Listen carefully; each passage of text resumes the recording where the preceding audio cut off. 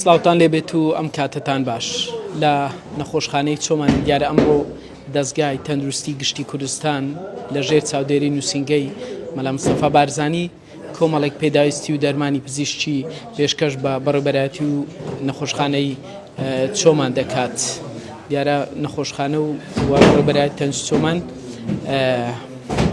خەڵکێکی زۆری سنووری دەبەری باڵەکایەتی ساڵانە ڕوو لە نەخۆشخانەکە دەکات. جگە لە نەخۆشخانەی چۆمان کۆمەڵێک بنکەی تەندروستی دەکەونە سنووری بەڕێبەرایەتی تەندروستی چۆمان.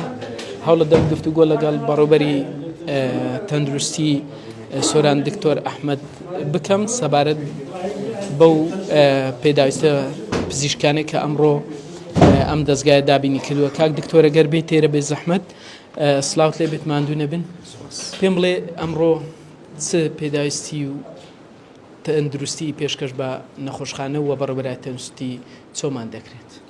سەرەتا بەخێر بێن بە خێراتنی دەستگای تەندروستی گشتی کوردستان دەکەین کە ئەمڕۆ هەڵسان بە هێنانی بڕێکی زۆر لە دەرمان و ئەو بڕە دەرمانانە خۆیەگرێتەوە لە چەند سێتاتێک وەکە هەندێک ئەو کیتانێکە بەکاردێنرێت بۆ ئەو نەخۆشانێکە فشاری خوێنیان بەرزە و هەندێک دەرمانی وەکو بۆ بەشی ددانیش هەندێک دەرمانی تێدایە و دەرمانی تریش تێدایە کە بۆ نەخۆشیەکانی تر بەکاردێنن و ئەو بڕە دەرمانە کە پێکاتوە لە 240 کارتۆن بە نزیکەی 4 تۆن دەرمان دەبێت و لەلایەن دەستگای تەندروستی گشتی کوردستان سەر بە نووسنگەی بەڕێز مەلا مستەفا بارزانی کە دابین کراوە و هیوادارین لە ئایندێشی لە داهاتوودا بڕە دەرمان و پێداویستی زیاتر بگات بە سنوورەکەمان کە سنوورێکی فراوانە لە بەڕێبەرایەتی تەندروستی چۆمان و لە نەخۆشخانەی چۆمان و چواردە بنکە تەندروستی پێک دێت و ئەو پێداویستیانە بەڕاستی ئێمە هەوڵ دەدەین زیاتریش لە زۆر ڕێگای کەش بە لەو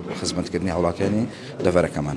باش ئەو بڕێی کام ڕووهاتووە تەنها بۆ نەخۆشخانەی چۆمان یاخود دابەش دەکرێت بەسەر بنکەکانی تری؟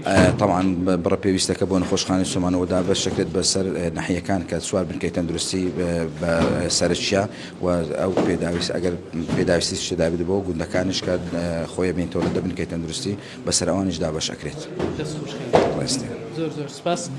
دەستگای گشتی کوردستان زیاتر لە ساڵێک دەبێ دامەدراوە لێرە جێگیری سەرۆکی ئەم دەستگایە دکتۆر محەممەد لێرە. دکتۆر سلااوت لێبێت چۆن بوو بڕیارتاندا کە ئەم 240 کارتۆنە کە کۆمەڵێک پێداویستی دەرمان پزیشکی تێدا پێشکەش بە تەندروستی چۆمان؟ بەڵێ ئێمە وەکو دەستگای تەندروستی گشتی کوردستان دەستگایەکی تەندروستین لە سێکتەری تەندروستی کار دەکەین لەژێر چاودێری نووسنگەی بەڕێز جەناب مەلا مستەفا بارزانی بەچە ئەوەی کێرەمان هەڵبژارد چونکە قەزای چۆمان ناوچەیەکی سنووریە بە پێویستمانزانی ئێمە وەکو دەستگا ئاوڕێک لەو قەزای بدەینەوە.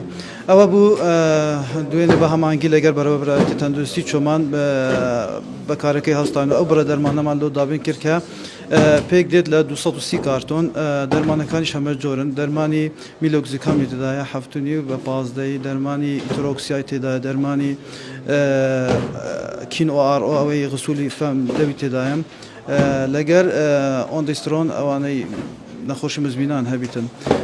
ئینشاءالله لە بەرنامەماندایە ئەوەل و ئاخیر بە وەجبەمان نابێ وەجبەی تر ئینشاءالله لە بەران دابین دەکەین بەڵام ئەوە ئێستا کە بەردەست بوو لەومان هێنان. زۆر سپاس دەکەین خۆشحاڵ بن بە ئامادەبوونتان. زۆر سپاس.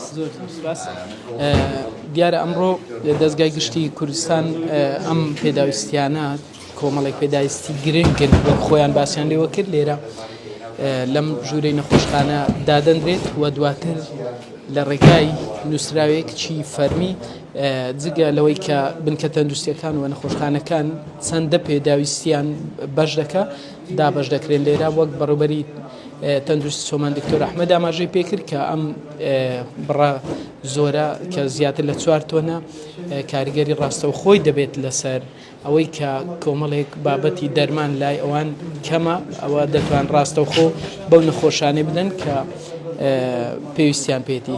دەستگای گشتی کوردستان وەگوتم ئەمڕۆ لە ژێر چاودێری نووسنگەی مەلا مستەفا ئەم پێداویستیانێ پێشکەش بە بەڕێبەرایەتی تەندروستی چۆمان دەکات. بەڵێ